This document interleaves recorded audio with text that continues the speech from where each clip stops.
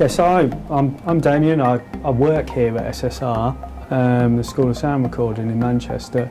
I'm a technician here, so the stuff that you can see behind me, the computers, the hardware and software, it's my job to update them, keep them maintained and so on. And I also release music and have released music for most of my life, really, since an early age. Labels for probably about 10 years, and I release 4 different aliases with 4 different styles of music.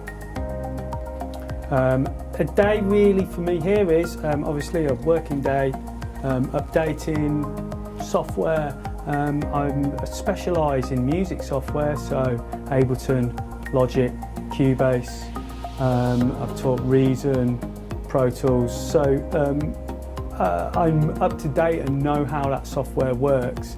I taught electronic music production here for over 13 years. At home, when I get back, I usually write, so I pretty much write music every day. I tend to have to manage my time well, because obviously I have, 2-3 hours maybe on an evening. Year 2000, I put my first album up, and it was a mix of all my different styles. I used to just be called DAM, and I realised that different people were following me, so I was getting different audiences where some people would say, oh, I like this stuff, not as much that stuff. So I split it up, and so DAM became 4 different projects. Designer Thumbs, which was like a downbeat electronica project. Cassini Division, which is more of a housey, lo-fi house sort of project. Afferent, which is drum and bass and jungle. And The Dark Matter, which is techno and tech. And I've kept those styles, and I release on different labels and do different projects with them. So sometimes DIY, releasing albums, media, multimedia so I've had stuff released for licensing for TV and film. And yeah, they've all split up and have their own fan bases.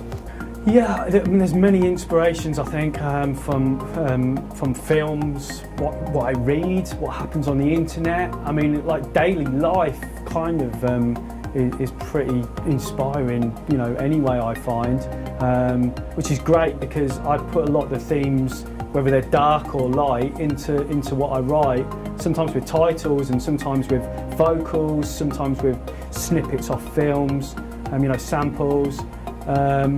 I'm always inspired by atmosphere and what's going on around me, so like dark and lightness often comes into it.